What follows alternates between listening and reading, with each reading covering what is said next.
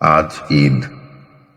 সকালে চোখ খুলতেই ভীষণ বিরক্তিকর বকাঝকা, চিল্লাচিল্লি আর ফজরের নামাজ না পড়ার কারণে মুখ গোমড়া করে থাকা। এ কেমন ঈদ? এ কেমন ঈদের সকাল? ঘুম থেকে দেরি করে উঠবার কারণে এটাই ছিল আমার প্রতিবারের ঈদের সকাল। তড়িঘড়ি করে গোসল শেষে পাঞ্জাবি পাজামা পরে মুখ মিষ্টি করে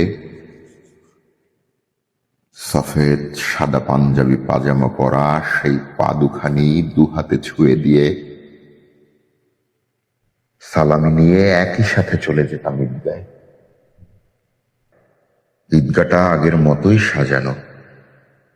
আতাহার কাকা, শামসুল কাকা, কাদের কাকা সবাই আছে।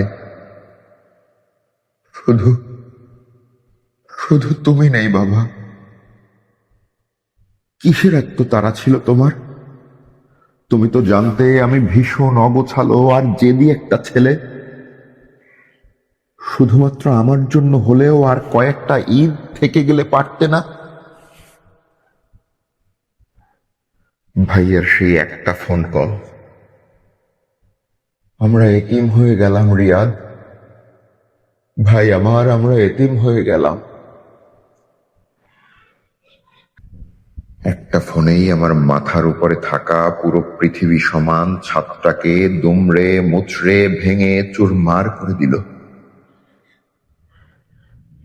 বাবা, এই ঘরের সব জায়গায় তোমার অস্তিত্ব। ঘরের প্রত্যেকটা আসবাবপত্রে, দেয়ালের প্রত্যেকটা ইটে, এমনকি আমার পুরো শরীর জুড়ে তোমার অস্তিত্ব। আমাকে প্রত্যেকটা মুহূর্তে মনে করিয়ে দেয় বাবা নেই, বাবা আর নেই।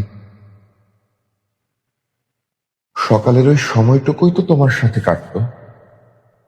এরপর সারাদিন বিকেল সন্ধ্যা টই টই করে ঘুরে বেড়াতাম। ঘড়ির কাঁটায় ঠিক যখন রাত 9টা, সাথে সাথেই একটা কল চলে আসার ভয় আমাকে অস্থির করে তুলত। তোমার থাকার শেষ অবধি বয়ে বেড়ানো ভীষণ ভয়ঙ্কর এক ফোনের আতঙ্ক আজও আমাকে আটকে ওঠায়। চোখ ভিজে যায় বাবার সেই শাসনের অভাবে, সেই ফোন কলের অভাবে। ভীষণ অস্বস্তির, আতঙ্কের আর ভীষণ মধুর বাবার শাসন আজ আমার খুব দরকার। বাবা, তুমি ছাড়া কি ঈদ হয় আমাদের?